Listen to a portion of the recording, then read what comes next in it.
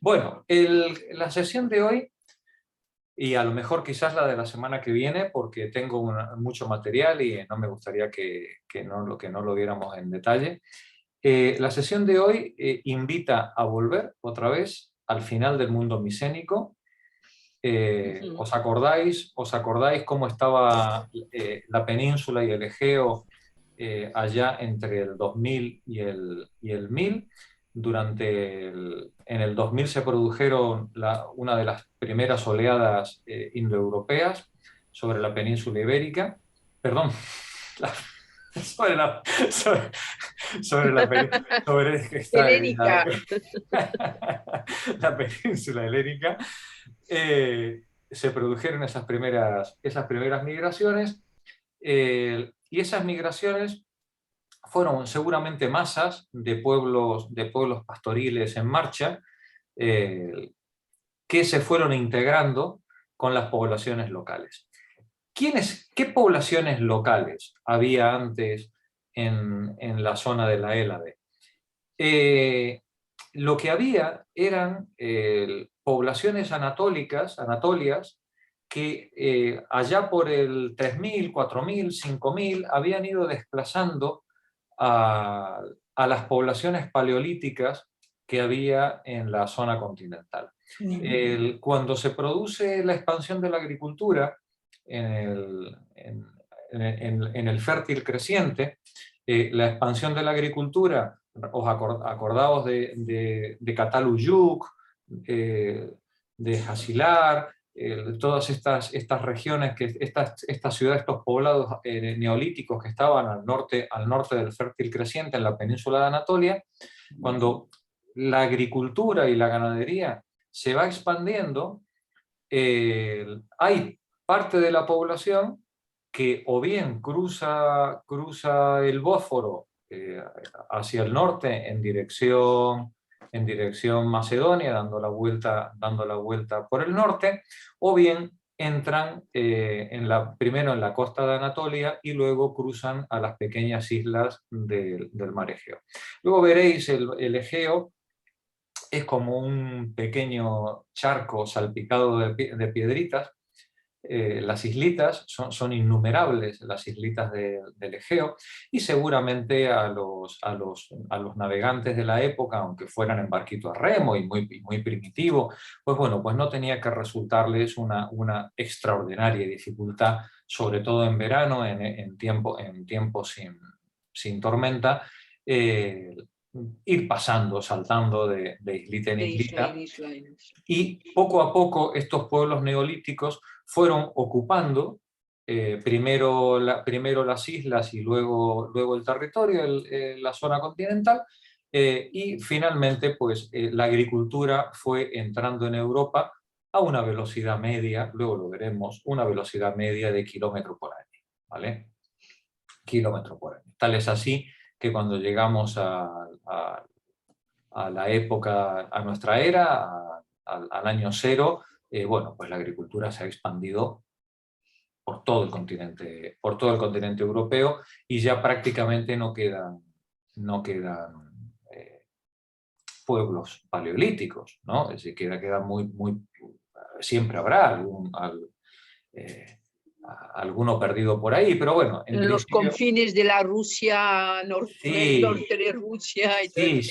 siempre habrá, ¿no? Siempre hay algún galo irredento, ¿no? Pero, pero bueno, en principio el neolítico se expande de una manera imparable. Y entonces, bueno, cuando estas oleadas migratorias indoeuropeas entran en el 2000 en la Hélade, ¿con qué se encuentran? Se encuentran con estos poblados neolíticos que son de origen anatolio. Entre ellos, lógicamente, la isla de Creta con su civilización minoica, pero también la civilización que había, ¿os acordáis?, en las Cícladas, en todo el arquito de islas al norte de Creta. Son poblaciones que se han instalado allí desde 1000, 2000, 3000, 4000 años antes en toda esta región, llevando su cultura neolítica, y han ido haciendo su vida tanto en la Hélade como en el Egeo. Cuando estos indoeuropeos entran en el 2000, confrontan o se integran con esta población de origen anatolio neolítico. En la península, en lo que es la Hélade propiamente dicha, en el continente, la población indoeuropea se hace dominante y de hecho estas poblaciones hablarán griego, hablarán dialectos derivados de lo que hoy llamamos griego, dialectos derivados del indoeuropeo, mientras que recordemos que la población minoica en Creta y en algunas de las islas de las Cícladas va a seguir manteniendo su cultura pre-griega, pre-indoeuropea. ¿Hasta cuándo? Pues todo indica que hasta el 1450. Allá por el 1450 parece ser que estalla el volcán que está cerca de Santorini, el Tera, y parece ser que aquello fue algo tremendo, un supervolcán que debió generar tormentas, tsunamis, lluvias de ceniza de todo tipo, ¿no? Y la civilización minoica, que era una civilización costera muy cercana a esta explosión, pues aparentemente sufrió severísimos daños, tales que todo indica que sin grandes esfuerzos las poblaciones micénicas que estaban, o herederas de los indoeuropeos que estaban en el continente, bueno, pues rápidamente ocuparon todo el resto de la zona, ¿no? No solamente Creta, sino pues todas las islas que había alrededor. Sin embargo, esta civilización, esta ocupación de los pueblos del continente sobre la civilización minoica, no fue una ocupación de guerra, ¿no? Decíamos que fue seguramente ocupando el vacío que había quedado tras la destrucción. Tal es así que los micénicos son herederos directos de la civilización minoica, lo veíamos en las sesiones que estuvimos estudiando la civilización minoica y micénica, lo recordáis, que hay una continuidad artística notable entre unos y otros, hay una continuidad estilística, arquitectónica notable entre unos y otros, como si dijéramos, como si los micénicos, como si los griegos continentales hubieran querido vestirse de minoicos y hubieran querido demostrar que ellos también valían para tener el lujo, la pompa, la sofisticación, la elegancia de la cultura minoica. Pero sin embargo, vimos también en ese capítulo que había una diferencia fundamental entre minoicos y micénicos. Primero, la lengua, por supuesto. La cultura micénica habla griego, ese es el gran descubrimiento, ¿os acordáis de Chadwick y Ventris, del que hablamos con tanto cariño? Este gran arquitecto británico.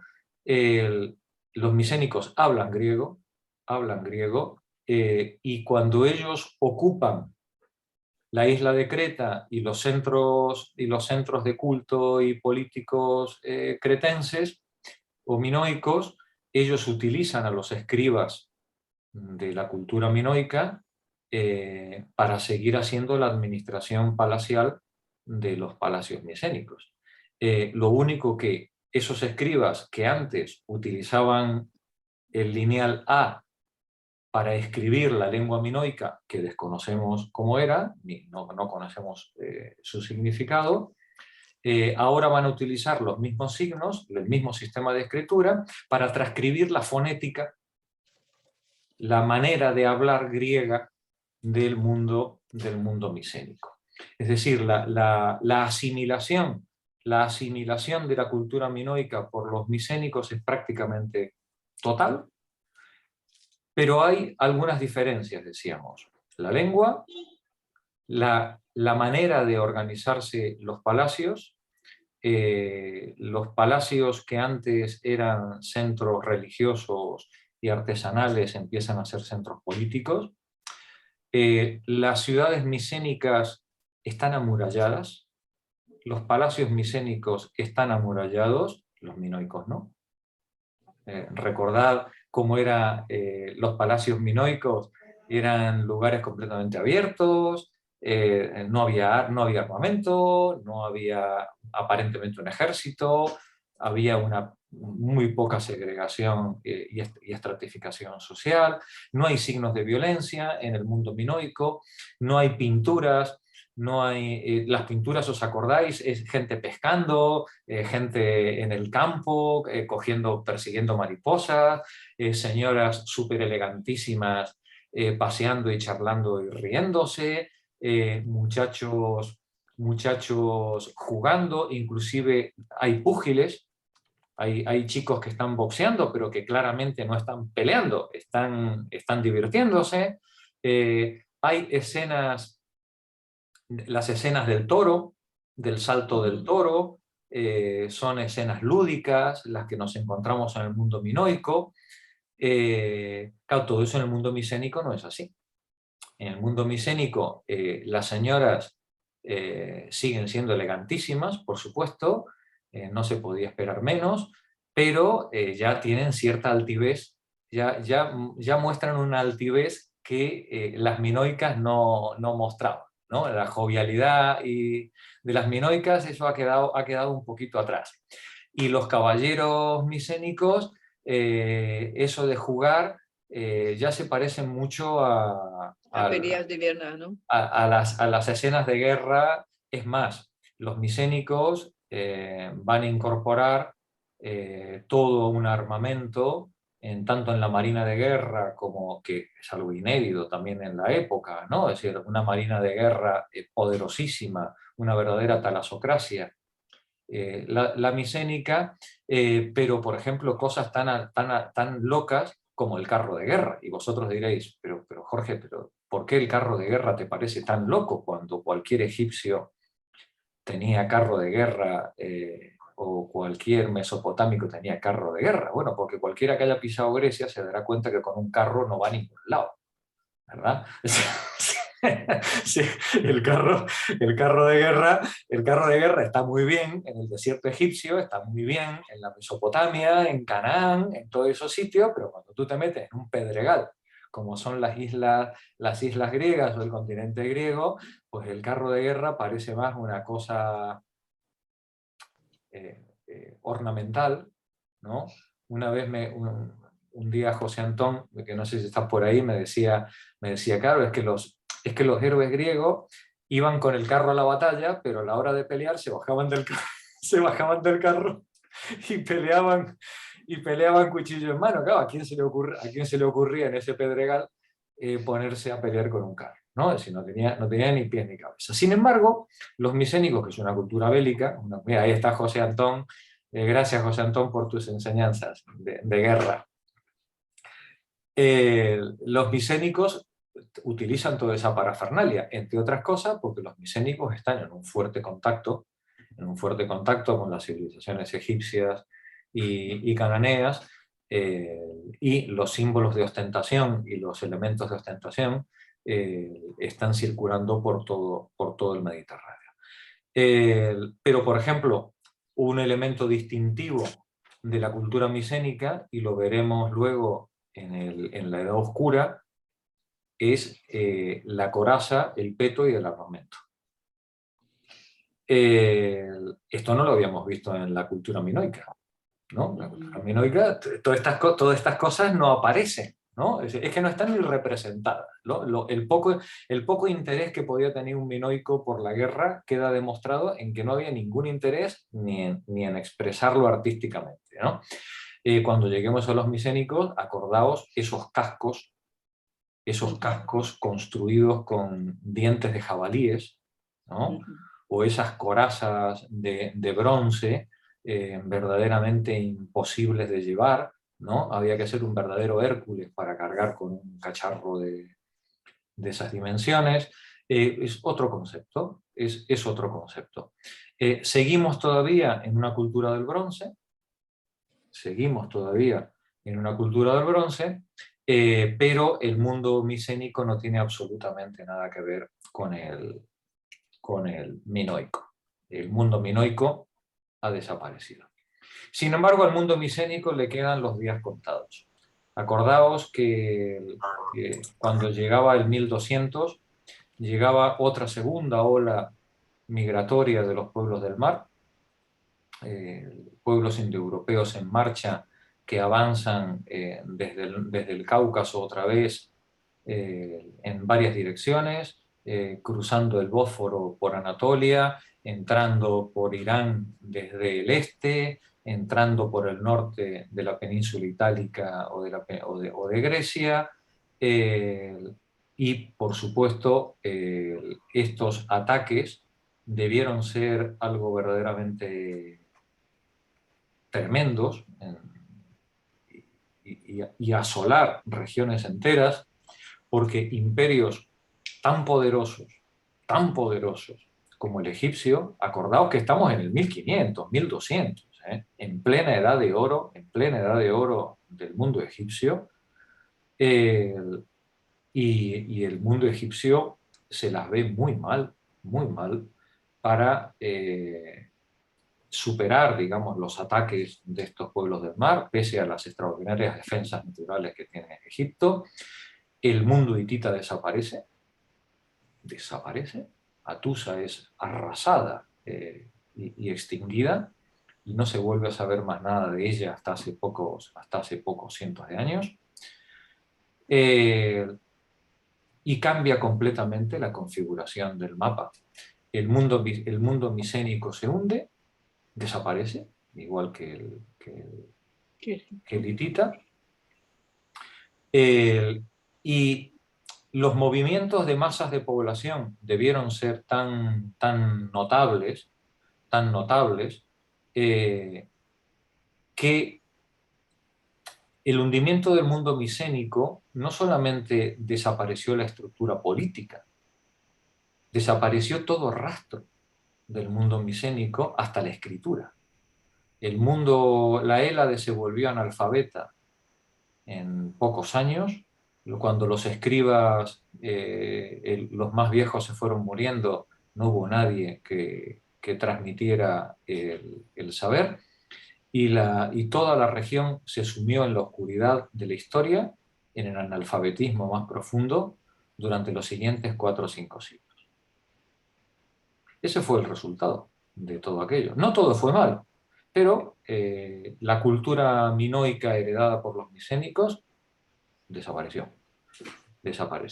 Quedó el recuerdo, quedó el mito, quedó la memoria, y esa memoria se fue construyendo a través de los bardos, de los poetas, contando las historias, las batallitas del abuelo, y de la abuela, ¿no? Ah, pues una vez iban por allí y se pelearon, ¿no? Y como todas las batallitas siempre multiplican por 10 los contendientes, y lo que seguramente no eran más que expediciones de pillaje y para raptar 4 mujeres y robar 10 vacas, pues se transformaba en una guerra de 10.000 barcos bueno, la fantasía de los poetas seguramente pues también era acorde a las propinas que se quisieran llevar, ¿no? Pues a medida que iban cantando sus cantos en las distintas plazas o en los distintos palacios. Pero ¿dónde se cantaban esas proezas? Y ahí viene lo que nos interesa para lo que vamos a leer hoy. ¿Dónde se cantaban esas proezas? Cuando los pueblos del mar entran y se produce esta migración, primero, o estos dos grandes movimientos de masas, los pueblos que habitan, los pueblos anatolios, de origen anatolio, que habitan en las islas o en el continente, se ven, huyen, bueno, los que pueden huir huyen, ¿no? Y van saltando de isla en isla. ¿En qué dirección? En dirección a Anatolia. Las poblaciones griegas o micénicas o anatolias expulsadas por estos movimientos de masa o que huyen ante la violencia y estos saqueos, van iniciando un primer proceso migratorio que dará origen en la Edad Oscura a la primera gran colonización, en la que estos movimientos, estas poblaciones irán ocupando progresivamente primero las islas del Egeo y finalmente la costa de Anatolia, donde se encontraban seguramente pues, más seguras. Bien, en esta costa de Anatolia, es donde se formaliza ese tremendo poema que hemos conocido como la Ilíada y posteriormente la Odisea. Y seguramente este poema va tomando forma a través de estos bardos y estos poetas ambulantes, de estos cantores, va tomando forma en estas pequeñas ciudades y villorrios en los que la gente se entretiene oyendo de vez en cuando y en los festivales y en las fiestas las anécdotas, bueno, pues de los antepasados, las guerras y tal. Alguna de esas guerras pudo ser la de Troya, pero pudo ser cualquier otra o ninguna, ¿no? O pudo ser meramente inventada, pero bueno, todo indica que sí, que algo parecido a la guerra de Troya debió ocurrir, aunque seguramente con bastante menos barcos y con bastante menos contendientes, ¿no? Pero bueno, digamos que poco a poco la memoria de estas poblaciones griegas se va construyendo en este relato colectivo que hemos conocido como la Ilíada y luego la Odisea.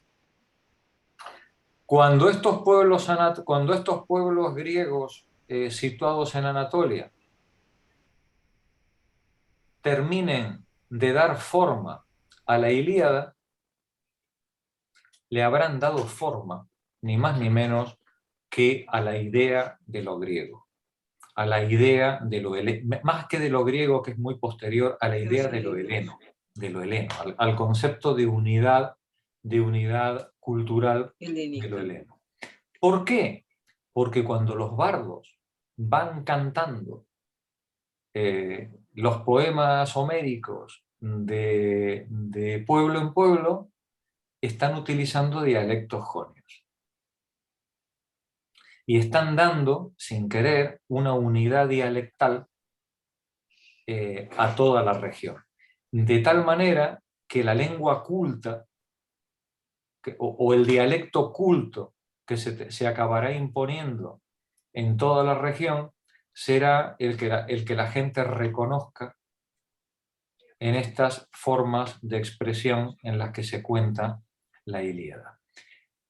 Cuando los griegos terminen haciendo lo mismo que hicieron los micénicos con los cretenses y cojan el alfabeto fenicio y lo utilicen para transcribir la fonética griega y creen el alfabeto griego, fijaos qué interesante, porque el alfabeto fenicio no es propiamente un alfabeto, es más bien un veto, no tiene vocales, ¿no? El alfabeto fenicio solamente escribe consonantes, como ocurre con todas las lenguas de Canaán, ¿no? Recordad que las lenguas cananeas, igual que el arameo, el hebreo, tal, escriben las consonantes. Las vocales se interpretan por el contexto, ¿no? Los griegos no. Los griegos dicen, no, así no se entiende un griego, ¿no? Y el griego necesita utiliza 5 signos, no para designar el sonido de la consonante, sino para designar el sonido de la vocal. Y ahí crean el alfabeto. Cuando los griegos crean el alfabeto, lo crean en Asia Menor. Y utilizan el dialecto jonio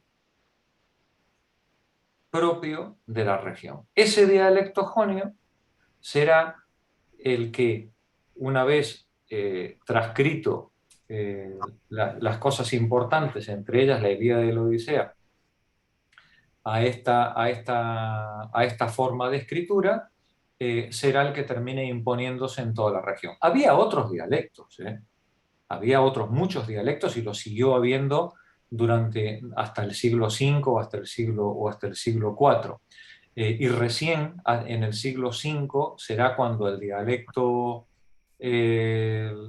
dominante sea el que se termine imponiendo a partir de Atenas, que es el que lo adopta, y como gran potencia imperial pues lo termina imponiendo a todos los demás, será el dialecto que se termina imponiendo en toda la región.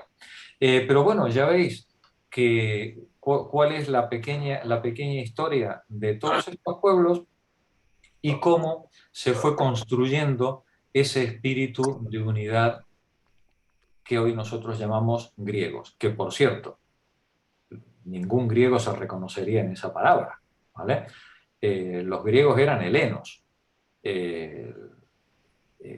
y como griegos les llamaban los romanos.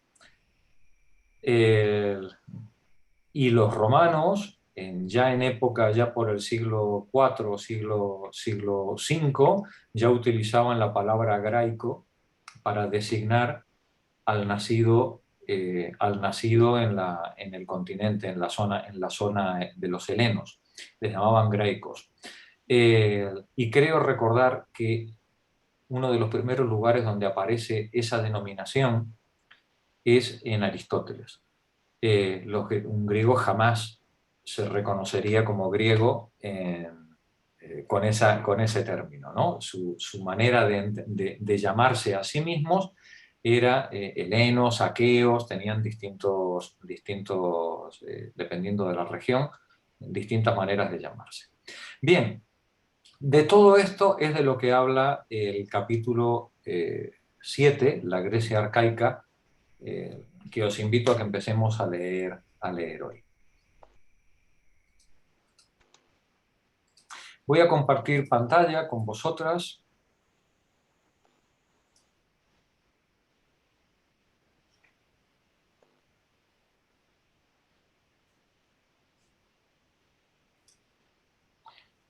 Y empezamos la lectura.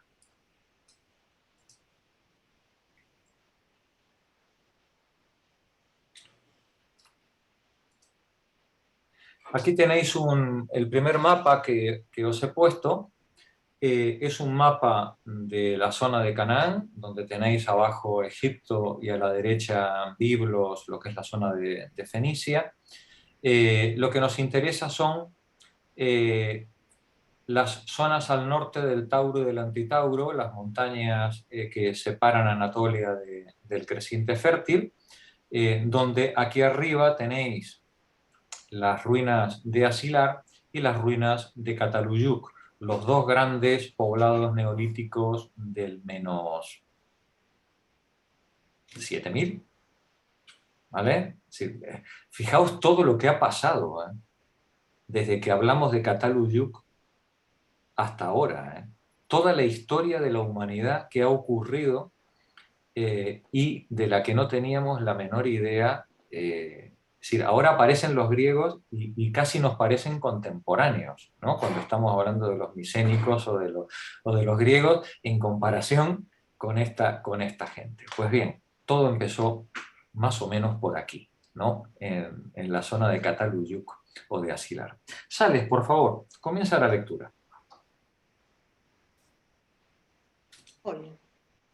Es el neolítico en el Egeo. Los anatolios del milenio menos 7000 habían logrado un notable desarrollo agrícola que condujo a un considerable crecimiento demográfico manifestado en poblados como Asilar y Cataluyuk. La presión demográfica obligaba a los campesinos anatolios a colonizar cada vez más tierras. A finales de ese milenio atravesaron el Bósforo en botes de remos y se fueron estableciendo por toda Grecia, por las islas Cíclades, por Creta y por el sur de los Balcanes y del Danubio. Detente un momentito, por favor. Vamos a recordar un poco cómo eran estas culturas, ¿vale? Recordad el creciente fértil, Y vemos que estas poblaciones, nos está diciendo el autor, de Cataluyuk, de Asilar, en general, la gente de Anatolia y del creciente fértil, a medida que va aumentando la densidad demográfica, van expandiéndose, migrando y buscando zonas de mejor vivir. Cuando hablamos de Cataluyuk, del menos 7000, ¿vale? Estamos hablando de algo monstruoso, de una población de unas dimensiones colosales para la época. Aquí tenéis una pequeña recreación de cómo podía ser. Siempre estamos hablando de poblaciones agrícolas con muy escasa estratificación o ninguna, y por supuesto sin signos de guerra, ni amurallamiento, ni nada parecido. Son gente pues, que vive en paz, tranquilamente, de su ganado, de sus vaquitas, de sus corderos, de sus cultivos, y sin meterse con nadie. Probablemente el aumento de población y la lucha por espacios cada vez más angostos es lo que vaya generando luego pues, la progresiva violencia y militarización de todas estas regiones. El interior de las viviendas en Cataluyuk eran viviendas pues, muy parecidas, de planta cuadrada, muy parecidas a las que podríamos encontrar en cualquier poblado neolítico avanzado. Lo que ocurre es que cuando nosotros hablamos de neolítico avanzado en Europa, faltan todavía 2000 o 3000 años para ello, ¿no? Es decir, en Cataluyuk esto lo tenemos en el 7000, en el 6000, ¿no? Con estas, acordaos, las pinturas que encontramos en algunas de estas poblaciones, muy parecido al arte rupestre que hubiéramos podido encontrar en el Paleolítico más avanzado. Cerámica, lógicamente, muy avanzada, son pueblos neolíticos, hacen vida sedentaria, y, por supuesto, con unos rituales religiosos centrados en la fertilidad. Centrados en la fertilidad, no hay dioses masculinos conocidos, aparentes, casi todos son estatuillas femeninas. Lo mismo ocurre en Asilar. Asilar tiene una estructura de construcción muy parecida. La gente, igual que en Cataluyuk, hace la vida en los techos, hace la vida en las terrazas, ¿no? Y las terrazas son las calles, ¿no? Por donde la gente va caminando. La parte de abajo es la que se usa para el ganado, para guardar las cosas. Y tenemos una planta de un poblado, una recreación. Y, lógicamente, estamos en presencia de poblados neolíticos, pero de un nivel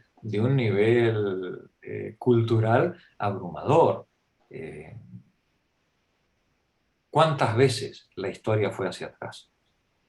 Es lo que deberíamos plantearnos, ¿no? ¿Cuántas veces la historia se deshizo y culturas enteras de un refinamiento extraordinario fueron barridas, desaparecieron, y la gente una y otra vez volvió a inventar la rueda, volvió a inventar la vela, volvió a inventar la agricultura, volvió a inventar la cerámica, volvió a inventar la fundición, el bronce? ¿Cuántas veces, ¿no?, ocurrió esto?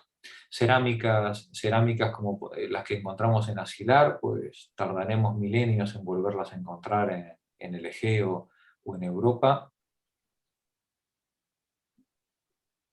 Acordaos de lo que veíamos de la cerámica china o india de 2000 o 3000 años o 4000 años posteriores.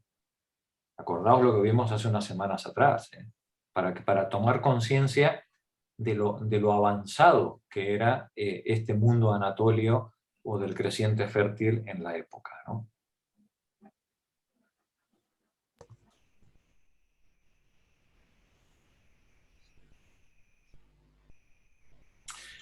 Pues bien, la difusión del Neolítico tiene varios modelos. Lógicamente ninguno de nosotros estaba ahí para verlo, y todos los modelos establecidos son modelos teóricos en base a los restos arqueológicos y a la genética del grano y de los distintos animales o plantas que se han ido encontrando en las distintas capas, ¿no?, del registro. Pero bueno, de alguna manera hay una especie de consenso, ¿no?, en que el Neolítico se expandió a partir del creciente fértil, que lo tenemos aquí no sé si veis mi ratón, alrededor del 9000, 8000, empieza, digamos, a darse en la zona del creciente fértil y la zona del Tauro y del Antitauro los primeros desarrollos neolíticos, y empiezan a expandirse, en este caso, por supuesto, hacia el este también, pero hacia el oeste, que es lo que nos interesa ahora, hacia occidente, allá por el 6000, 6800, empiezan a ocupar la zona del Egeo y de la Hélade, llegarán al norte de Europa alrededor del 5000, unos 1000 años después, 1000 kilómetros después, 1000 años después, acordados del el número, a kilómetro por año, va el Neolítico avanzando, ¿no?, kilómetro por año, en la zona de la península itálica en el 6000, la costa del Mediterráneo 5800, 5000, y el interior de la península ibérica y norte de Francia hacia el 5000. Vamos avanzando lentamente de este a oeste. Aquí tenemos otro modelo. Como veis, las variaciones, yo creo que a esta altura de nuestro curso, 500 años arriba o abajo, nos traen sin cuidado. Este es un modelo de olas, de avance, y luego tenemos el modelo de difusión, que es probablemente el más conocido, el de Eugene. Pero bueno, ya veis que más o menos las fechas coinciden en cualquiera de estos mapas. En última instancia, sea como sea, el origen lo tenemos siempre en cualquiera de los modelos en el creciente fértil y en la zona del Tauro y del Antitauro, y de ahí hacia derecha en dirección a Mohenjo-Daro, al Valle del Indo, hacia el norte por la ruta danubiana, o bien hacia el este por el Fayum y la costa norte africana, o bien a través del Bósforo o de las islas Cícladas hacia el continente. Son las distintas rutas de expansión del Neolítico. Continúa, Sales, por favor. Hasta entonces, todos estos territorios solo habían estado poblados por escasos grupos aislados de cazadores-recolectores paleolíticos, pero desde finales del milenio -7000 fueron llegando oleadas sucesivas de agricultores emigrantes procedentes de Anatolia que se hicieron sedentarios en las zonas más fértiles de Grecia y los Balcanes, y establecieron poblados estables como Nosos en Creta, Lerna en el Peloponesos, Sesclo en Tesalía, Nea Nicomedeia en Macedonia, Caranovo en Bulgaria y Starcevo cerca de Belgrado. Gracias. Un momentito, Sales. Nos dice el autor, en estos años, ¿no?, en esta época, estas poblaciones que ocupaban la zona de Anatolia fueron cruzando y fueron ocupando primero la isla de Creta, abajo, la zona de Noxos, Lerna en el Peloponeso, Sesclo en Tesalia, al norte de... Aquí se me sale del mapa, a ver si tengo el... no, aquí se me sale del mapa. Aquí arriba a la izquierda estaría el Peloponeso, igual que Tesalia, o en Macedonia, o ya hacia el norte, en la zona de Belgrado al este, o en Bulgaria. Estas poblaciones anatolias van avanzando y ocupando los distintos espacios relativamente cultivables que se podían encontrar. cuidado, porque cuando en Grecia hablamos de lugares relativamente cultivables, estamos hablando de 4 sitios. Sí. Grecia es un pedregal, hoy, y lo era en esa época igual. Lo que ocurre que, bueno, pues que ese pedregal estaba sembrado de numerosos arroyuelos y pequeños ríos con sus valles fluviales en los cuales se podía establecer una población de manera más o menos estable, pero muy lejos de las llanuras cubiertas de hierbas y rociadas por la lluvia todos los días de los Montes Tauro, es decir, muy lejos de aquello. Si la Hélade, igual que las islas griegas, bueno, pues eran lugares un poquito más ásperos que podían dar supervivencia a pequeñas poblaciones. Pequeñas poblaciones neolíticas con una cultura neolítica avanzada, bueno, pues podían ir desempeñándose. Cuando hablamos de este tipo de culturas neolíticas, estamos hablando también de culturas muy avanzadas. Las poblaciones neolíticas de Anatolia han seguido desarrollando su tecnología, su tratamiento de la piedra, han mejorado su tratamiento de los cristales minerales, los cristales de roca, han aprendido a ir trabajando los metales que encuentran sobre la superficie, han aprendido a domesticar cada vez más plantas y animales, han ido haciendo un desarrollo a lo largo de estos milenios muy importante. El trabajo, por ejemplo, de la obsidiana es un trabajo magnífico que se hace en toda la región y que va a dar lugar pues, a magníficas armas, instrumentos de labranza, de trabajo, corte, cuchillos, herramientas de todo tipo. Continúa, por favor, Sales.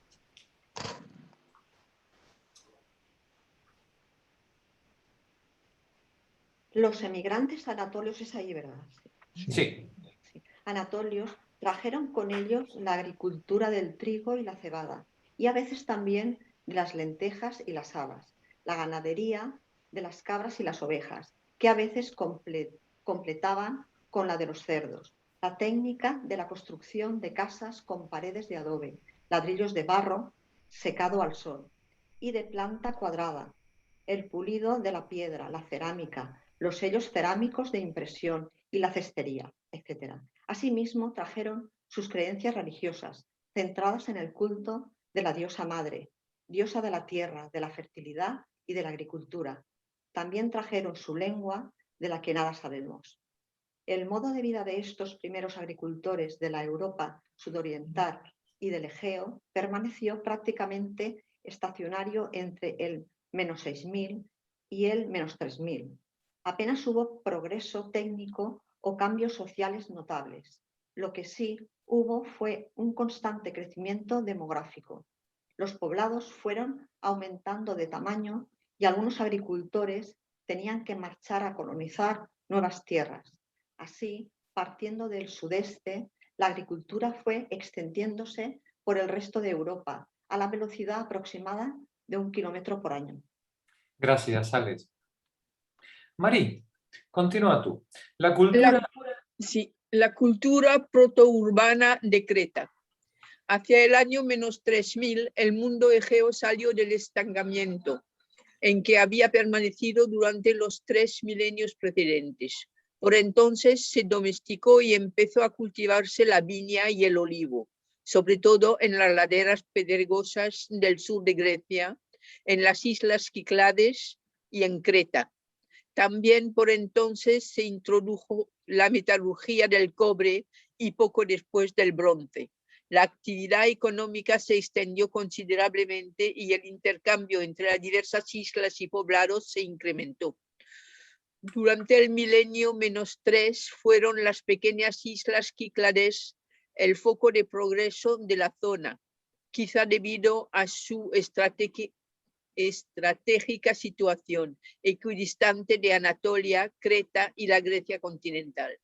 Sus alfareros y artesanos producían y exportaban gran cantidad de vasijas cerámicas y de copas y estatuillas de mármol. Sus comerciantes hacían de intermediario entre Anatolia y Grecia y llegaban hasta Italia y Sicilia. Al final del milenio -3, sin embargo, su cultura declinó y acabó siendo absorbida por la pujante cultura protourbana de Creta. Detente un momentito, Marí. Recordemos cómo era la cultura de las Cícladas, que apenas la tocamos en las sesiones anteriores. Es una cultura neolítica, lógicamente, pero una cultura neolítica muy sofisticada. Muy sofisticada. Para ver cosas parecidas a estas hay que correr mucho.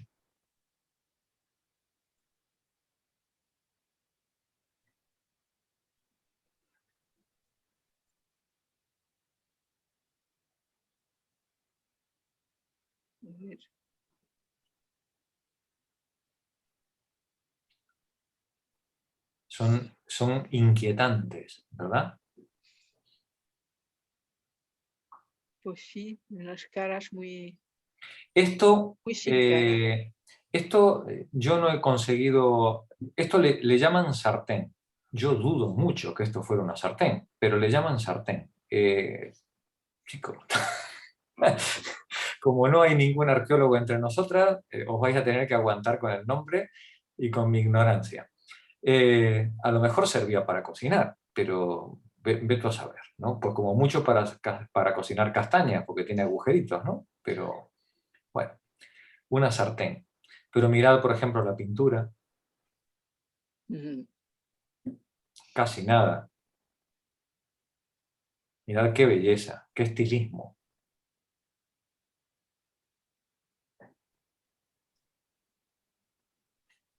Continúa, Mari. Todas las potencialidades del periodo anterior, ay, perdona, es que he perdido el texto, a ver, del periodo anterior, culminaron en el paso a la civilización protourbana en la gran isla de Creta hacia el -2000. Entre el -2000 y el -1450 aproximadamente se desarrolló en Creta la llamada cultura minoica. Fueron 550 años de paz en prosperidad, durante los cuales se construyeron enormes palacios egnosos, Festos, Malia y otros lugares. Detente un momentito, Mari. Recordemos la cultura minoica. Palacio de Noxos, es algo tan espectacular que es difícil encontrar nada con que compararle. Las dimensiones del palacio era algo tan abrumador que durante las centurias sucesivas, los pobres griegos analfabetos que vinieron después le llamaban a esto el laberinto, ¿no? Y de hecho la palabra laberinto pasó a nosotros, la palabra Sí. laberinto pasó a significar aquello tan enmarañado y tan largo y tan difícil que es imposible de sobrevivir, de desentrañar en ello, ¿no? Pues seguramente este concepto, el laberinto realmente era el nombre que tenía este tipo de estructura, ¿no? La estructura palacial minoica. De un estilismo, de una belleza, como recordaréis, fantástica, muy oriental. Claro, ¿cómo no iba a ser oriental si los cretenses eran emigrantes anatolios? ¿No? Es decir, evidentemente, ¿no? Y con vínculos y con fuertes vínculos comerciales a través de la potente marina comercial que ellos tenían, ¿cómo no iban a tener dejes, señales del espíritu artístico propio del este, tanto de Egipto como de Canaán, ¿no? Continúa, Mari. Los palacios minoicos eran a la vez residencias señoriales, templos religiosos, centros sociales, sedes de la burocracia centralizada y de la contaduría pública, almacenes de los excedentes agrícolas y de la producción artesanal, etc. En sus enormes sótanos se almacenaba el aceite, el vino, el trigo, etc. Y en ellos trabajaban los artesanos y se realizaba el intercambio comercial. El palacio de Cnosos, que era el principal, tenía en sus sótanos depósitos de aceite con una cantidad de 240.000 litros. En el palacio y sus aledaños vivían más de 40.000 personas organizadas en un sistema de avanzada división del trabajo, constituyendo una genuina ciudad. Casi nada, ¿no? Sí, 40.000 personas. Casi nada, casi nada. Y sin violencia, sin ejército, sin nada. Y aquí hay una cuestión marxista que deberíamos considerar antes de seguir adelante, ¿vale? Porque tiene mucho que ver con la escritura. Para que una civilización utilice la escritura, tiene que haber algo que escribir. Algo que contar, ¿no? Tiene que haber algo que contar, ¿vale? Que calcular, sí. Y la escritura en toda la historia conocida siempre se inventó como registro mercantil.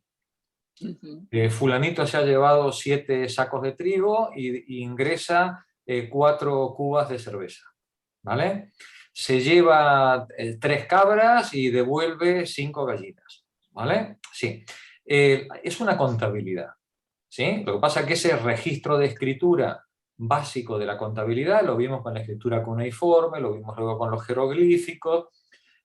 Al final termina puliéndose y expresando cada vez con más precisión los matices y permite al final expresar ideas complejas, ¿vale? Pero la escritura se inventa como herramienta de contabilidad.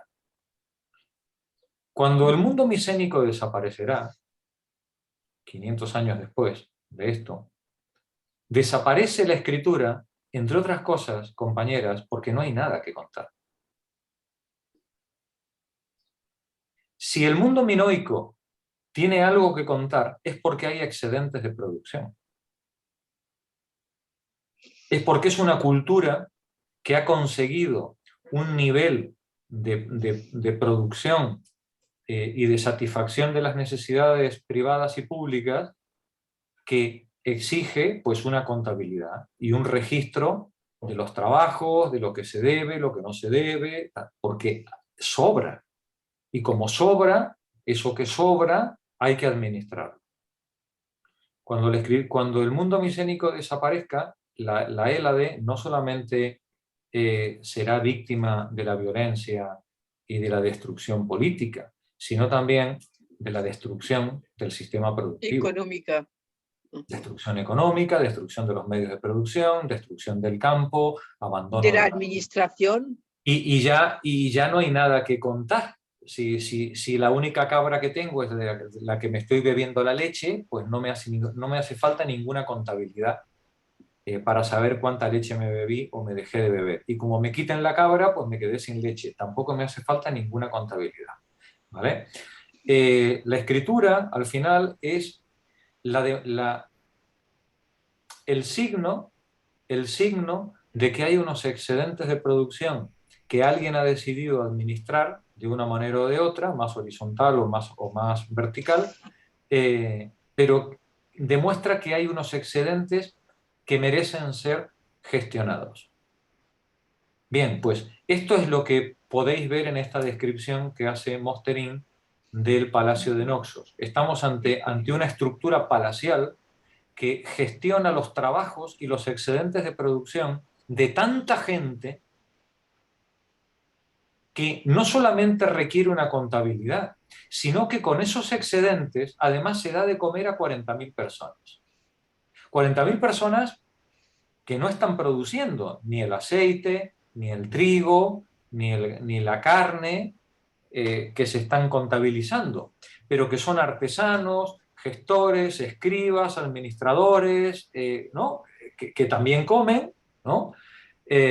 y que colaboran a la gestión colectiva de esos excedentes, ¿no? Esto es lo que está demostrando la estructura palacial de Naxos. Nos dice el autor, dice, en el palacio y sus aledaños vivían unas 40.000 personas organizadas en un sistema de avanzada división del trabajo, constituyendo una genuina ciudad.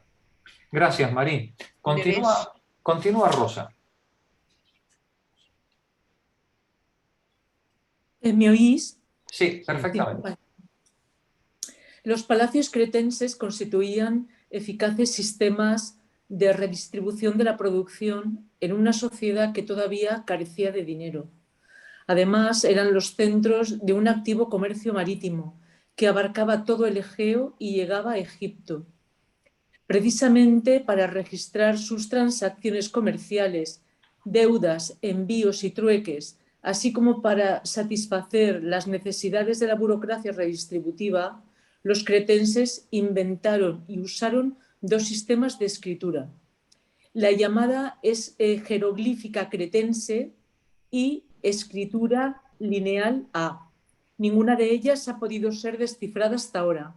No ha podido ser descifrada porque no conocemos su lengua, ¿no? Tuvo que ser la genialidad de Ventris, ¿no? La que apostara porque era griego y que buscara ahí las cadenas que permitieran su descifrado. Pero como no sabemos qué lengua hablaban los cretenses, pues claro, se hace muy difícil y seguramente seguirá siendo sin descifrar durante muchísimo tiempo.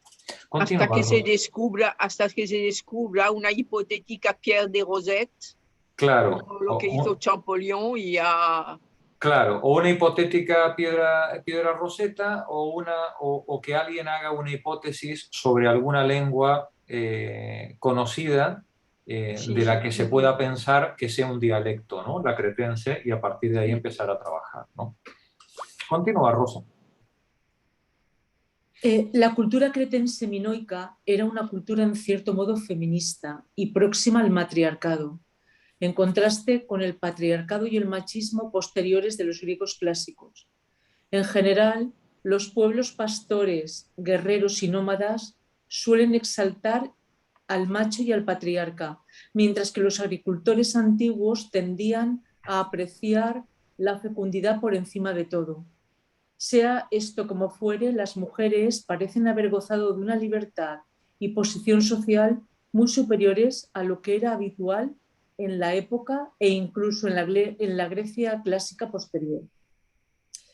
En la religión cretense, los dioses más importantes son diosas, sobre todo la gran diosa madre, diosa de la tierra y de la fecundidad.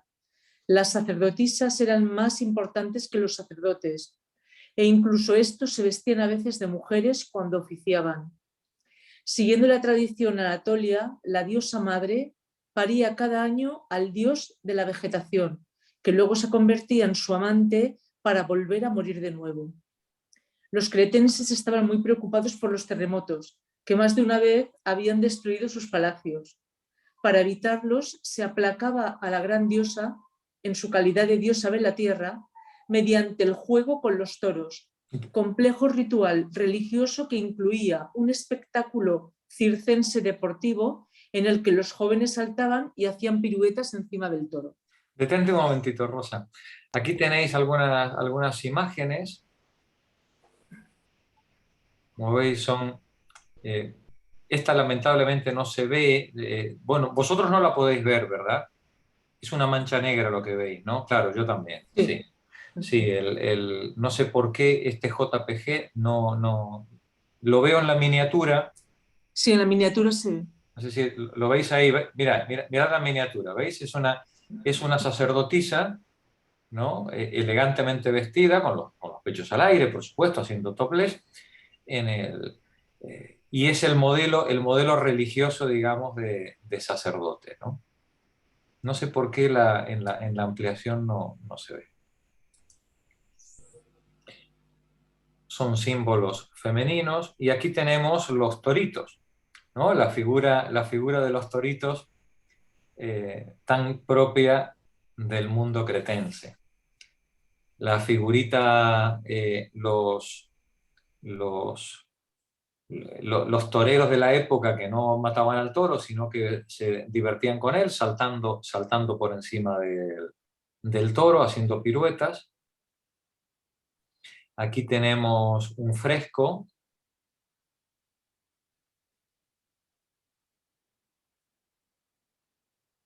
Magnífica figura.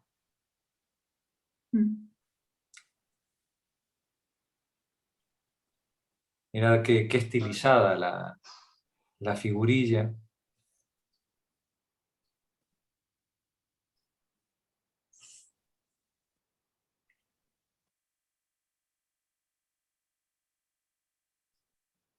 Os dais cuenta que no hay lucha, no es un espectáculo de lucha. Es un juego, bueno, el toro estaría cabreadísimo, lógicamente, ¿no? Es decir, estaría diciendo dejadme en paz. Pero no hay violencia en la escena, ¿no? Es una escena, pues, bueno, de jugar, de divertirse.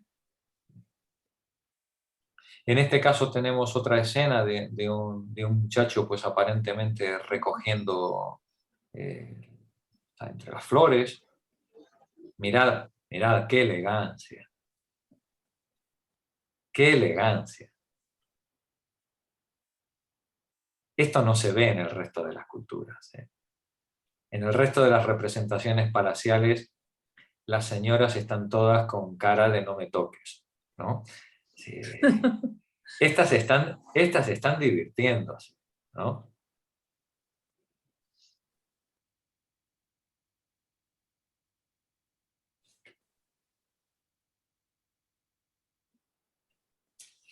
Ellos igual, en este caso parecen sirvientes o ayudas de cámara.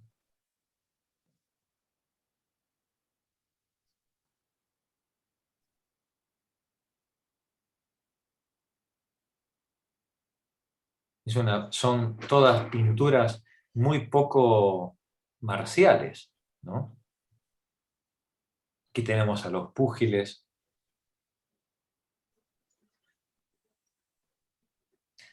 Termina el párrafo, Rosa. Los cretenses vivían bien y en paz, dominando el mar, habiendo acabado con la piratería, alejados de los grandes imperios, Etita, egipcio, etc., de la época, pensando quizá que el mar que rodea a Creta constituía suficiente defensa, no temían los ataques exteriores. Y llevándose bien unos palacios con otros y unas clases con otras, tampoco parecían temer los ataques interiores. En cualquier caso, los palacios carecían por completo de fortificaciones y defensas. Los frescos pintados en sus paredes representan mujeres elegantes, amplias faldas, chalecos ceñidos, tetas al aire, complejo peinado. En animada conversación, hombres ágiles de cintura estrecha, ceremonias religiosas, fiestas, juegos, jardines, etc. Pero nunca se representan armas, ni guerreros, ni muertes, ni batallas. No hubo cultura tan pacífica y suave en toda la antigüedad. ¿Sigo? Sí, termina el capítulo. Sí, es verdad, sí. Hacia el menos 1450, una tremenda explosión volcánica destruyó por completo la cercana isla de Tira. Al parecer, los efectos de esta explosión fueron fatales para Creta. Probablemente su flota quedó destruida. En cualquier caso, poco después, la isla de Creta fue conquistada y sus palacios saqueados por los invasores micenios.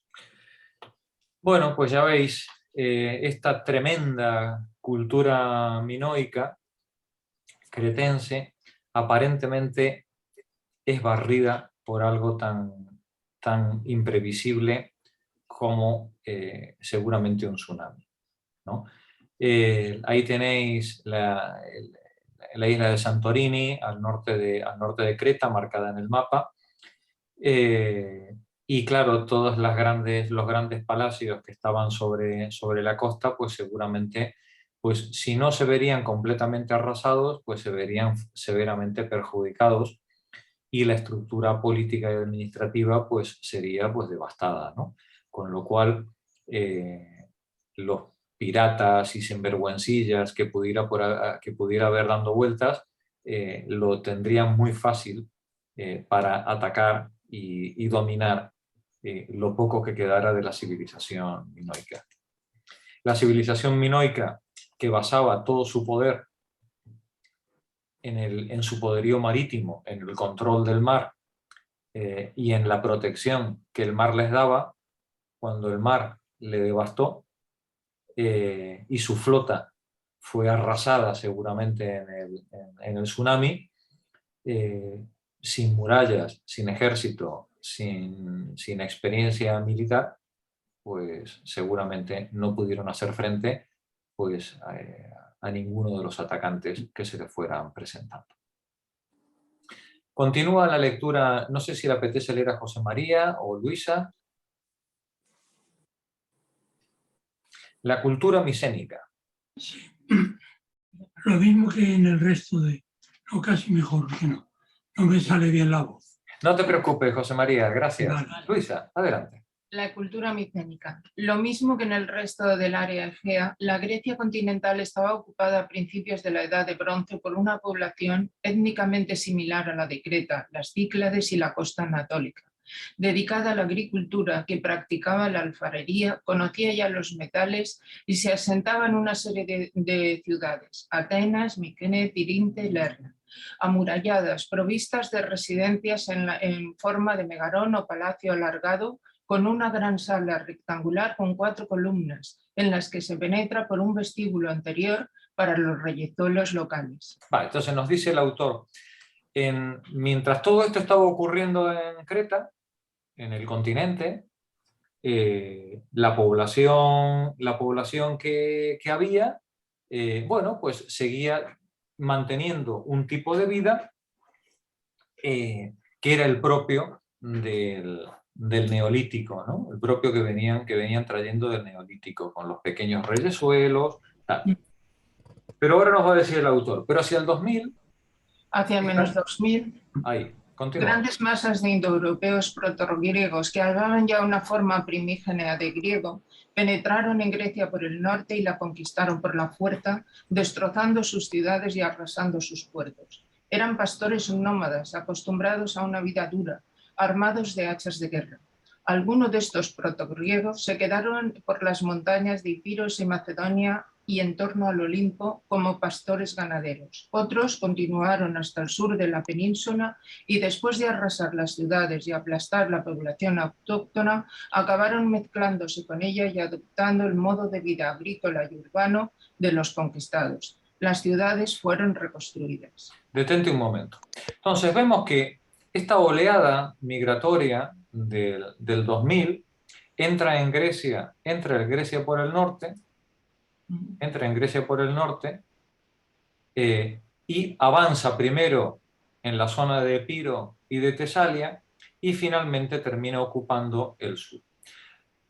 Algunos en el norte desplazan a la población local neolítica que llevaba 2000 años instalada allí, y en otras partes como el sur se terminan integrando, mezclándose con las poblaciones locales. De una manera o de otra, mezclándose o desplazándolas, al final se produce en toda la península una cierta unificación cultural y lingüística que va a tener una base griega.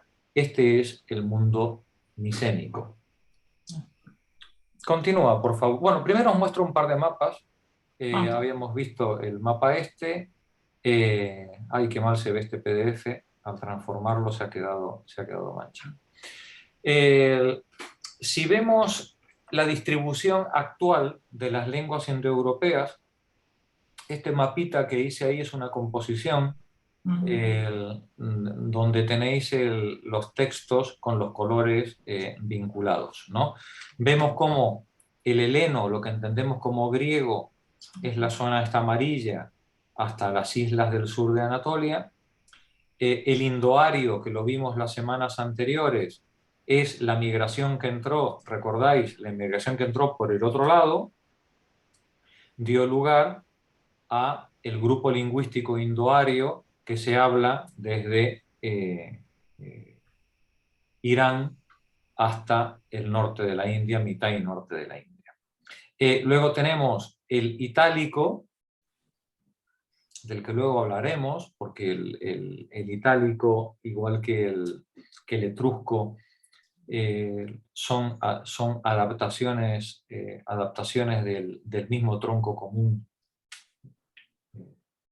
indoeuropeo, y vemos que el itálico termina extendiéndose a través de Europa hacia la península ibérica y Francia. El celta, que lo tenemos al norte, en las Islas Británicas, el germánico, el rojo, el armenio, lamentablemente víctima de sucesivos genocidios, el baltoeslavo y el eslavo, ¿no?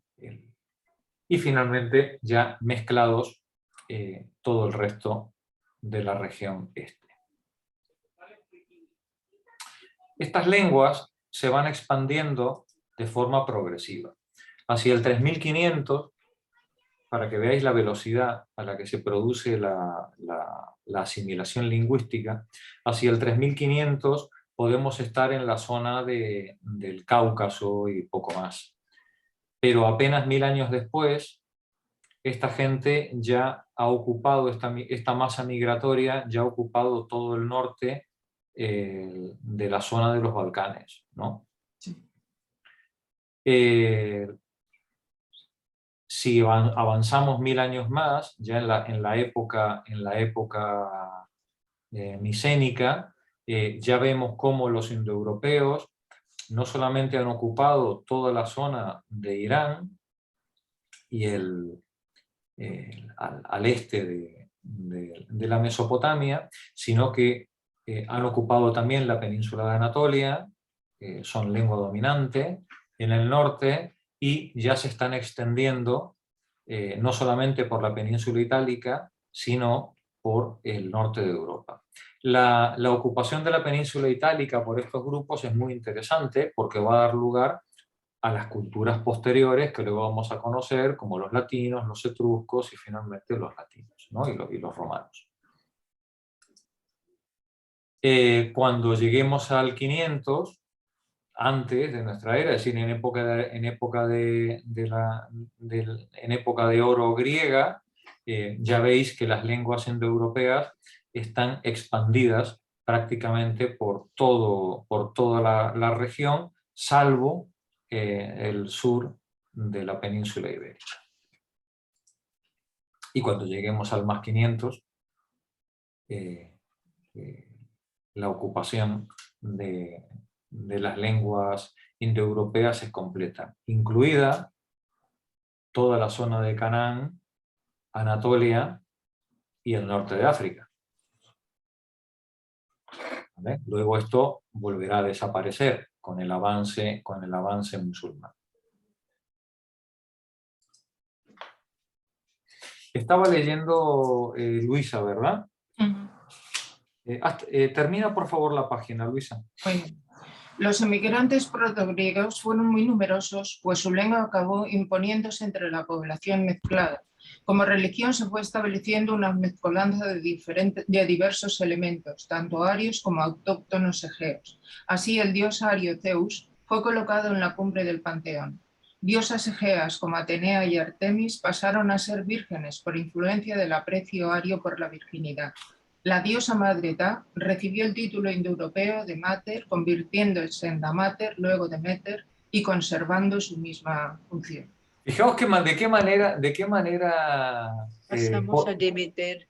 de qué manera política, ¿no? Se iban arreglando las cuestiones religiosas, ¿no? Dice, bueno, pues si la diosa es Da y la otra es Meter, ¿no? Pues oye, Demeter. Pues da Meter, ¿no? Pues tampoco vamos a pelearnos por el nombre de la diosa, ¿no? Y se termina haciendo un sincretismo, ¿no? entre las distintas formas religiosas. Rosario, continúa tú, por favor. El proceso de mezcla y asimilación tuvo lugar entre el -2000 y el -1600. Hacia el -1600, algunos grupos de audaces guerreros protogriegos fueron como mercenarios a Egipto, a ayudar en la lucha contra los invasores Hicsos. Los Hicsos eran arios, hurritas, que peleaban desde carros de combate ligeros apoyados por tribus semitas. Detente un momentito, detente un momentito. Nos dice el autor, dice, el proceso de mezcla tuvo lugar entre el 2000 y el 1600, ¿no? Antes de la caída del mundo minoico. Hacia el 1600, algunos grupos, dice, de audaces guerreros protogriegos, que no existía el concepto de griego, ¿no? Se fueron como mercenarios a Egipto a ayudar a los egipcios contra los invasores, ¿no? Y nos dice el autor, dice, los Ixos, aquí no es lo que hemos estudiado, ¿no? Dice, los Ixos eran arios hurritas. Los Ixos seguramente eran una mezcolanza de pueblos cananeos, hurritas y todo lo que pillara para tratar de saquear y de coger todo lo que pudieran de los egipcios. Y de hecho lo consiguieron. Los egipcios, no obstante, consiguieron defenderse de estos ataques durante un buen tiempo, utilizando mercenarios. En este momento eran protogriegos. Todavía no eran griegos, eran protogriegos. Los griegos, ya nos lo contará Antón más adelante, cuando hablemos de la guerra y de los tipos de guerra en la región durante las siguientes centurias, los griegos fueron la fuerza mercenaria que solía ser utilizada por todos estos imperios. Entre otras cosas, no solamente porque estaban dispuestos a venderse, sino porque tenían técnicas de combate que eran muy apreciadas en toda la región. Y así fueron configurando tropas de mercenarios a lo largo de las siguientes centurias que fueron prestando servicio pues, a todos los reyes y príncipes del más variado pelaje a lo largo y ancho de toda la región. Continúa, Rosario, por favor. Los protogriegos aprendieron allí a usar los carros de combate y a su vuelta a Grecia se dedicaron a construirlos y manejarlos, constituyendo una casta militar feudal. Durante todo este tiempo, la Creta minoica era la gran potencia económica y cultural y ejercía su influjo sobre todo el Egeo, incluida la Grecia continental. Fijaos qué pistas nos está dando ya el autor. Estos protogriegos que fueron de mercenarios, decíamos, ¿qué pinta un carro de combate en un palacio micénico, ¿no? Donde no puede ir el tío a ningún lado, no hay ni al supermercado puede ir con el carro de combate. ¿Qué pinta con un carro de combate? Estos carros de combate los descubren estos protogriegos en su trabajo mercenario en tierras egipcias. Y ahí pues cogen esas técnicas y todas las que pudieran y se las llevan. Y van a ir construyendo esa cultura micénica que cuando eclosione la minoica será la dominante durante las centurias siguientes. Vuelve a leer el párrafo, por favor. Durante todo este tiempo, perdón, no, desde más arriba, los protogriegos... A ver, un momentito. Los protogriegos aprendieron allí a usar los carros de combate y a su vuelta a Grecia se dedicaron a construirlos y manejarlos, constituyendo una casta militar feudal. Durante todo este tiempo, la Creta minoica era la gran potencia económica y cultural y ejercía su influjo sobre todo el Egeo, incluida la Grecia continental. Detente un momentito. Bueno, aquí os dejo un mapa donde tenéis los centros de culto. No vamos a entrar en ello, ya quizás más adelante si nos apetece, pero en principio no vamos a entrar en el tema religioso. Aquí tenéis un mapa con los centros de culto de los distintos dioses en la Hélade. Es muy interesante porque hay dioses que son indoeuropeos y dioses que son de origen preindoeuropeo, ¿no? Y entonces el poder ver dónde están los centros de culto de cada uno de ellos nos da pistas para entender dónde se fueron refugiando las poblaciones locales a medida que avanzaban los griegos, ¿no? sobre la Hélade.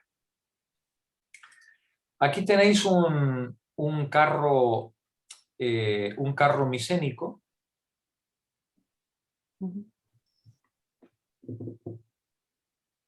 ¿No os llama la atención nada del carro micénico?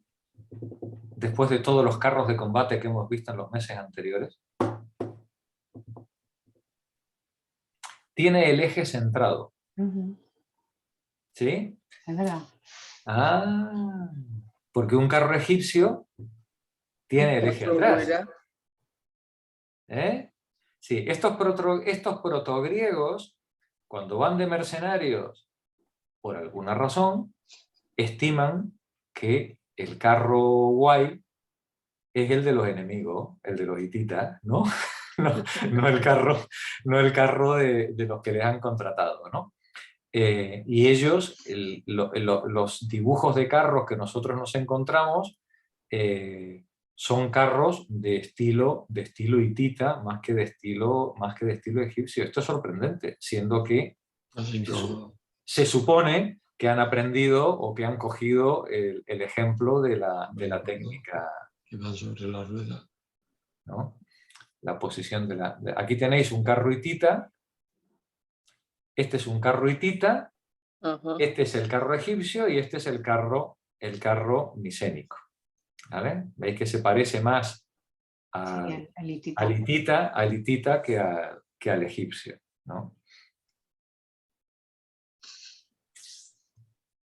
Adelante. Continúo. Así, hacia el menos 1600 surgió una cultura mixta en que se mezclaban elementos autóctonos preindoeuropeos, la lengua griega, el carro de combate imitado de los Ixos y múltiples influencias de la Creta minoica.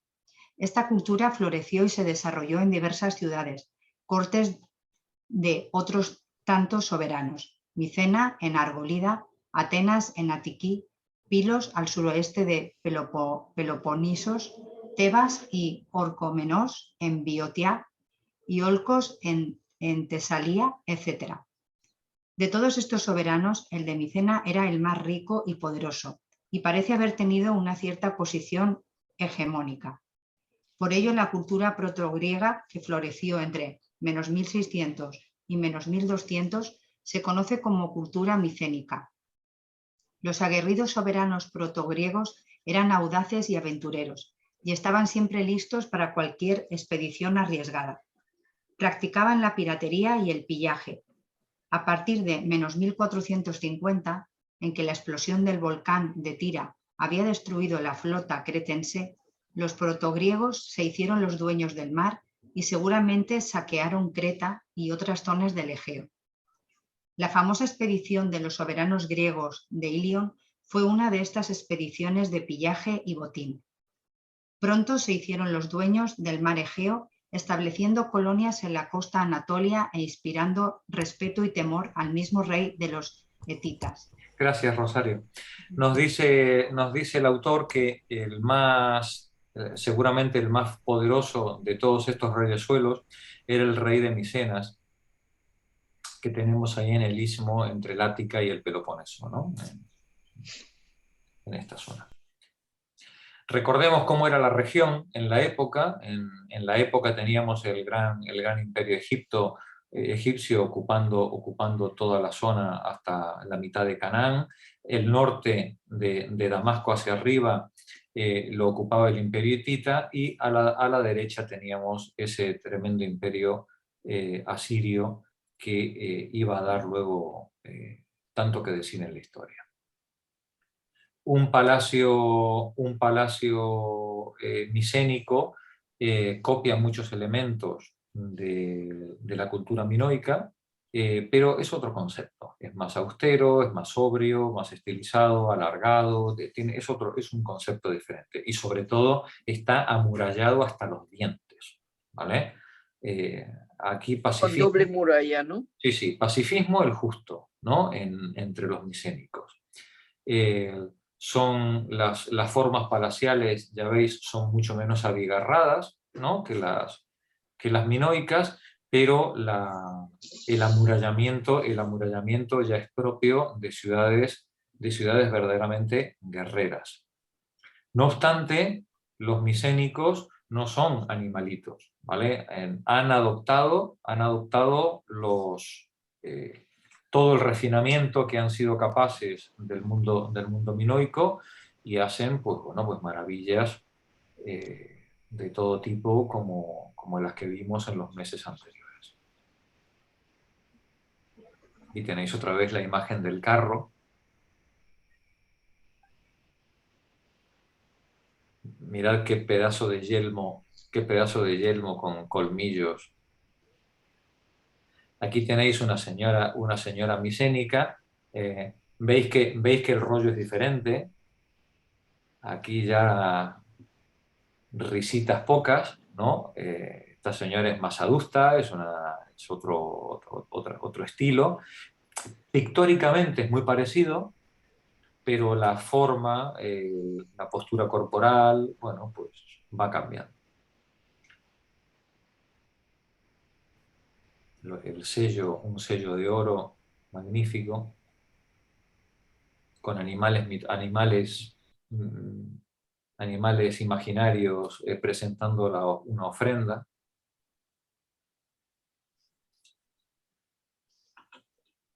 Qué maravilla de escultura, ¿no?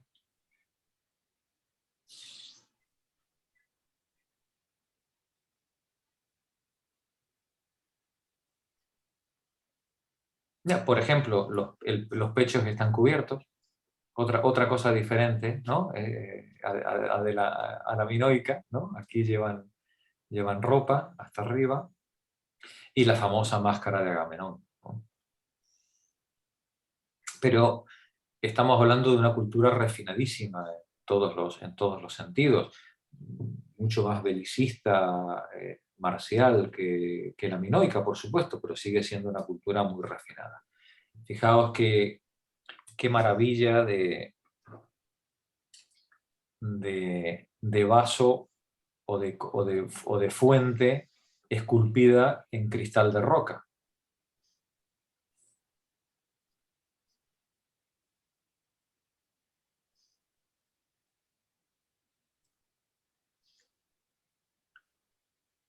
Nos quedamos aquí, hasta la siguiente. Estaba leyendo Rosario, ¿verdad? Mercedes, por favor, continúa tú.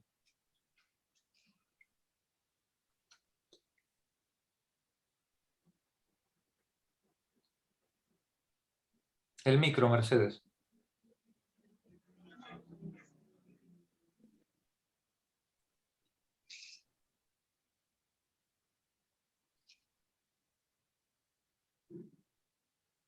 Ahora.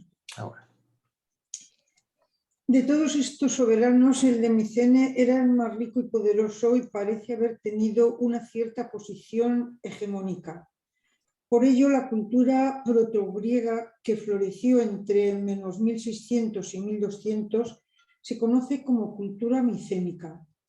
Los aguerridos soberanos protogriegos eran audaces y aventureros y estaban siempre listos para cualquier expedición arriesgada. Practicaban la piratería y el pillaje. A partir del menos 1450, en que la explosión del volcán de Tira había destruido la flota cretense, los protogriegos se hicieron los dueños del mar y seguramente saquearon Creta y otras zonas del Egeo. La famosa expedición de los soberanos griegos Ilión fue una de estas expediciones de pillaje y botín. Pronto se hicieron los dueños del mar Egeo, estableciendo colonias en la costa anatolia e inspirando respeto y temor al mismo rey de los hetitas. Nos dice el autor, dice, probablemente alguna de estas expediciones de pillaje y saqueo es la que narra la famosa historia de Troya, ¿no? Ilión, ¿no? La expedición a Ilión que nos contaba Homero que iban por el honor de Helena y va a resultar que iban a robar unas cuantas vacas y todo el oro que pudieran. Jorge, dime en qué página estáis, que se me ha disparado 2 veces el ordenador. Página 180. 180, gracias. Abajo, 180 abajo, ¿vale? Ok. Paco, continúa tú, por favor. Los protogriegos Los protogriegos micénicos construyeron grandes palacios, más o menos inspirados en los de Creta, que incluían una gran sala en forma de mégaron, conforme a la tradición local. De todos modos, la localización completamente distinta de los palacios minoicos y de los micénicos es un buen exponente de la radical diferencia de talante de ambas culturas. Los palacios minoicos estaban situados en lugares fácilmente accesibles, agradables, con buenas vistas y carecían de murallas o fortificaciones. Me encanta esta descripción, ¿vale? Dice, los palacios minoicos estaban situados en lugares accesibles, agradables, con buenas vistas y carecían de murallas o fortificaciones. Era gente que le gustaba vivir bien, ¿vale? Sí. Continúa, Paco. Evidentemente, la buena vida era su preocupación principal.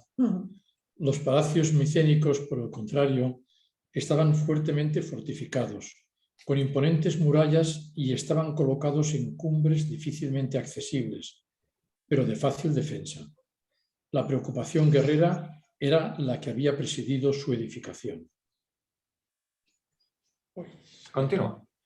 Los palacios micénicos, al igual que los cretenses, servían de centros redistributivos y comerciales para la custodia, intercambio y exportación de los bienes producidos en el reino, tales como trigo, cebada, aceite, vino, miel, perfumes, cerámica y paños textiles. La producción textil estaba en manos de las esclavas, de las que el palacio de Pilos empleaba unas 700. A partir del siglo XVI, la administración de estos palacios era tan complicada que se hizo necesaria la introduccción de algún tipo de escritura, para lo cual se contó con la ayuda de escribas cretenses, que adaptaron su escritura logosilábica lineal a las necesidades de la lengua protogriega, hablada por los miquenios. El resultado fue la escritura lineal B, que utilizaron para registrar las transacciones comerciales y los actos administrativos, tanto sobre papiro como sobre tablillas de barro. Las inscripciones en papiro se han perdido, pero muchas de las efectuadas en tablillas de barro en Pilos y en Knossos, con posterioridad a su conquista por los griegos hacia el menos 1450, se han conservado. La escritura lineal B fue descifrada por Ventris en 1952. Gracias, Paco. Carlos, adelante, si tienes el texto. En los palacios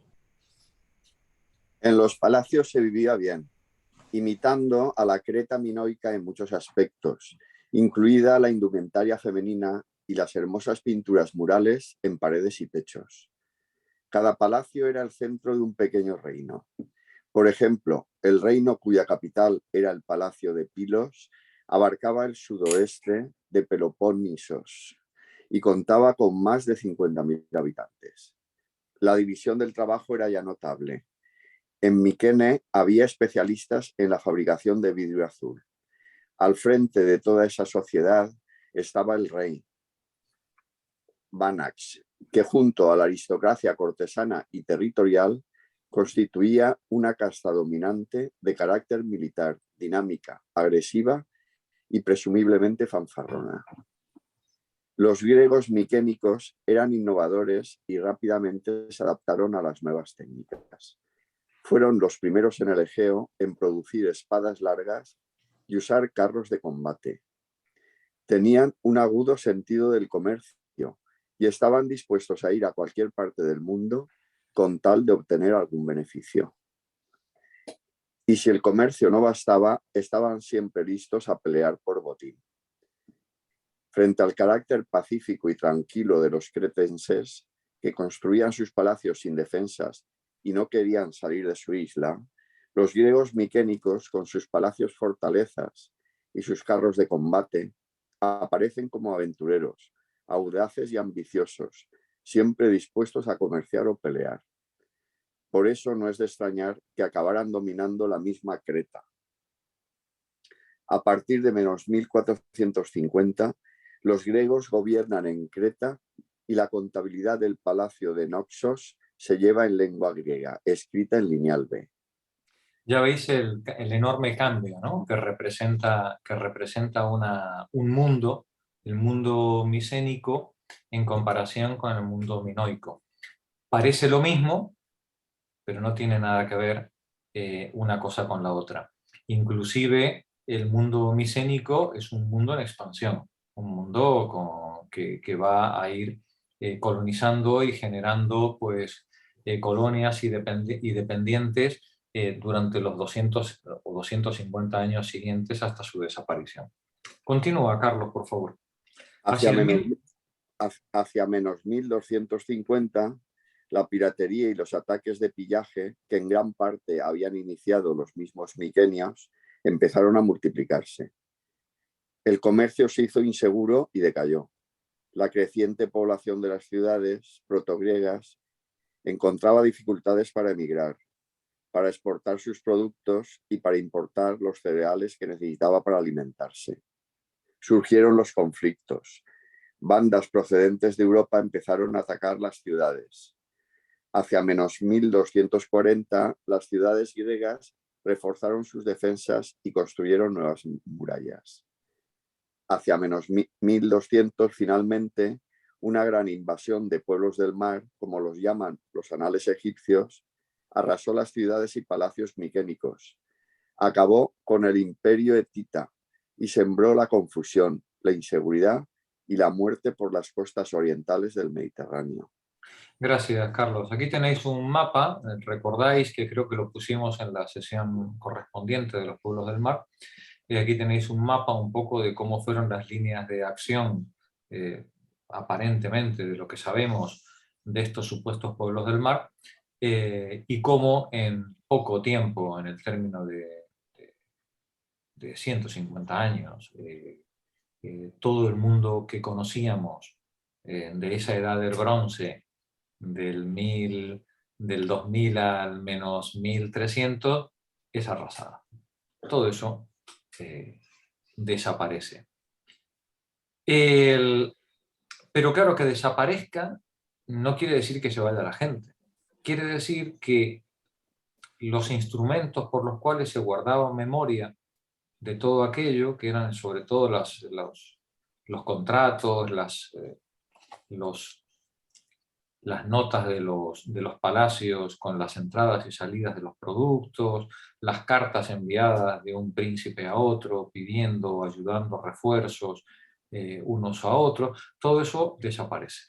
Y al desaparecer toda la región, salvo Mesopotamia y Egipto, que siguen manteniendo su estructura política, la mayor parte de la región pues queda en la oscuridad para nosotros, ¿no? En la oscuridad de la historia, en la que ya pues conocemos los restos materiales, pero no hay ningún narrador a quien podamos recurrir para saber qué fue lo que pasó, hasta que se vuelve a recuperar otra vez una estructura mínima que permita otra vez volver a contar la historia.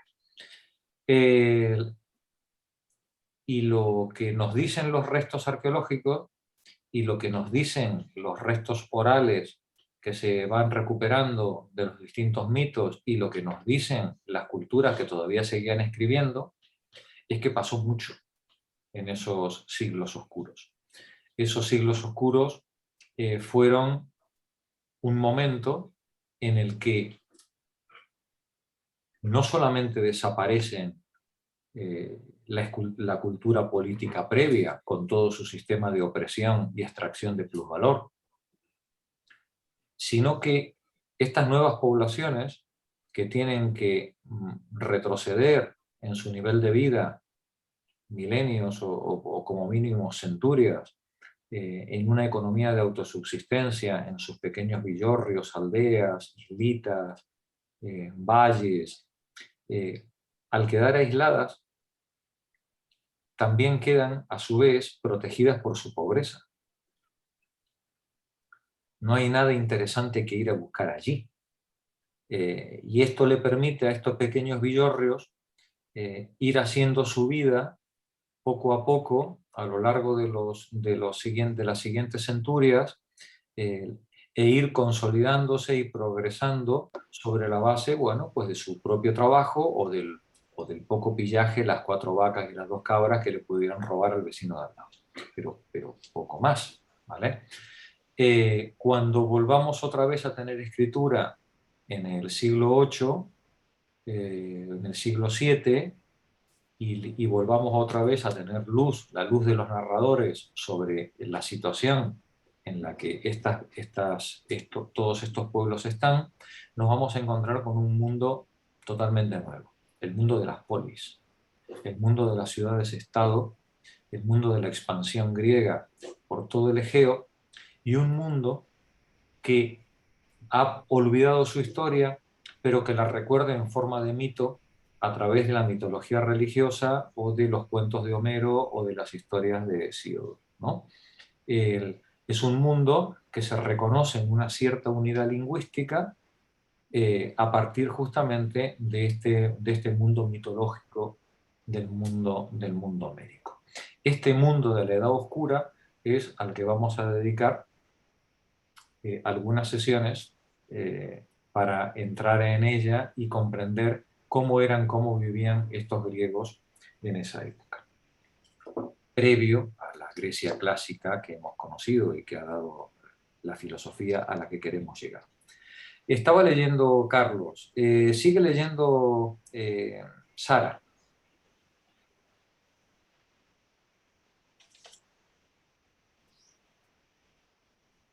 Los protogriegos, que habían permanecido desde el -2000 como pastores en los montes del norte de Grecia, atraídos por las ricas tierras del sur y los restos de la cultura micénica, abandonaron sus pastos tradicionales. Se organizaron militarmente y marcharon hacia el sur. Eran los llamados dorios, griegos como los micénicos, pero más brutos e incultos, pues no habían asimilado todavía la vieja cultura egea. Los dorios atravesaron Grecia, acabaron de saquear las ya medio destruidas ciudades micénicas, conquistaron el Peloponesos y lo ocuparon, y aún les quedaron energías para hacerse a la mar y ocupar las islas de Creta, Rodos y Kos, así como Nidos y Halicarnasos, en la costa anatólica. Los antiguos habitantes de las ciudades micénicas del Peloponesos huyeron ante la conquista doria, atravesaron el Egeo y se refugiaron en las islas Cíclades, en Lesbos, Samos y Quíos, y en la costa anatólica occidental, la futura Jonia, donde se establecieron. Los palacios, sedes de la cultura micénica, fueron abandonados. Los escribas y artesanos murieron sin que nadie los sustituyese. Las habilidades se perdieron. Así, por ejemplo, se olvidó la escritura. Los griegos pasaron a ser completamente analfabetos. Ni siquiera recordaban que en un día supieron escribir. De la cultura micénica pronto no quedó nada. Pero se puede olvidar que se sabe escribir. ¿Un pueblo puede olvidar la escritura? Claro. Sí, porque la escritura micénica, lo vamos a ver en el siguiente párrafo, la escritura micénica era una escritura muy compleja. Era como el cuneiforme o como la escritura egipcia. Era una escritura que con tanta cantidad de signos que solamente un escriba profesional podía dominar. ¿Eran ideogramas o silábico? Silábico, era una escritura silábica, pero también con muchos ideogramas, ¿no?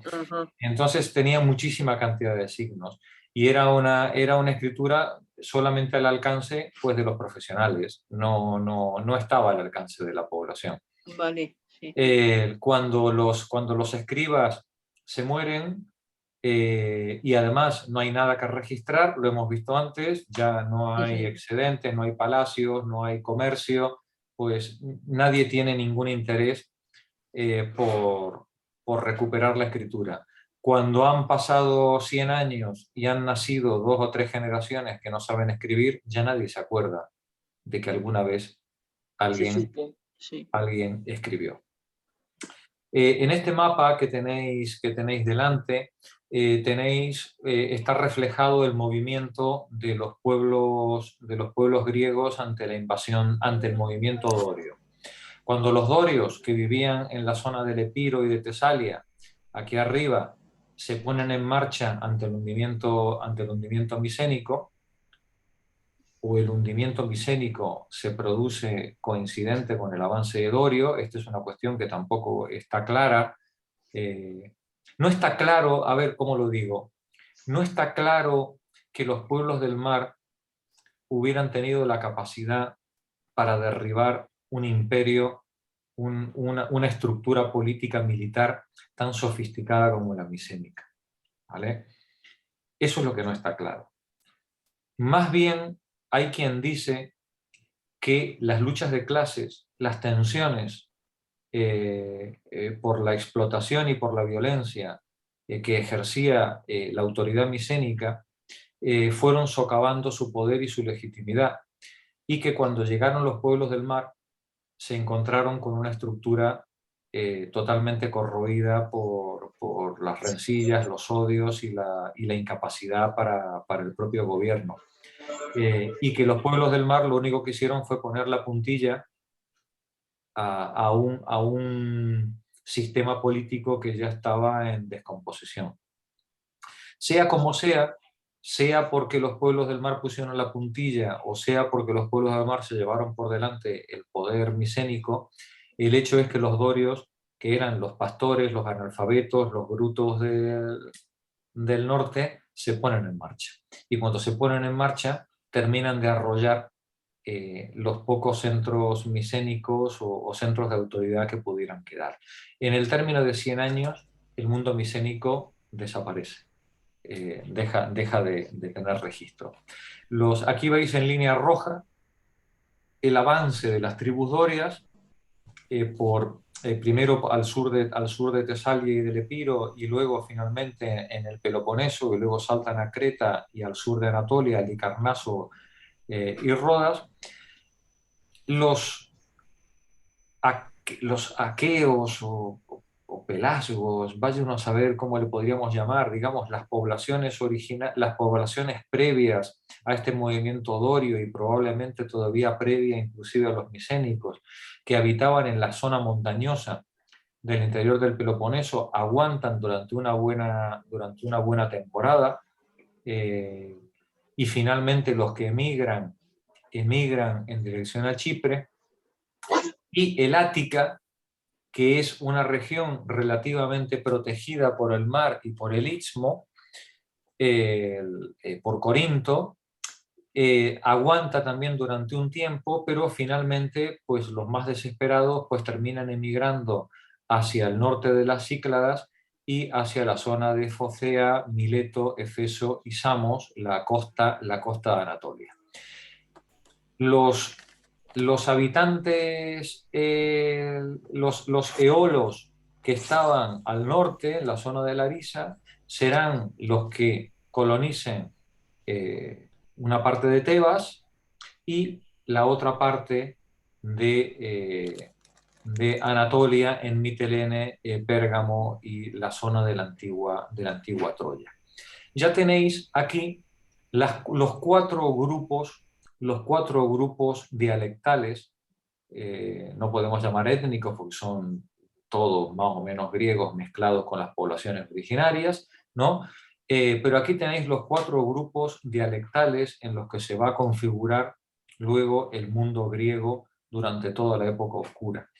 El sur dominado por los dorios, el centro, el mundo jónico desde el Ática y todo el Egeo, o la parte central del Egeo, los eolos al norte, y los aqueos, que van a seguir manteniendo su carácter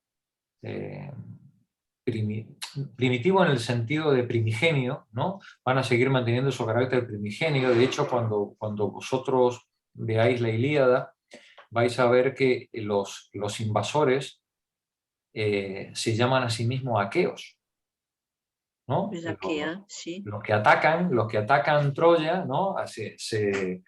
se refieren a sí mismos como nosotros los aqueos, ¿no? Es como que en la memoria griega, en la memoria de estos pueblos, ya analfabetos, queda el recuerdo de que en algún momento los pueblos originarios de todo esto eran los aqueos, ¿vale? Bueno, pues no eran exactamente los originarios, pero bueno, hay muchos autores al respecto de todo esto, inclusive entre los mismos griegos.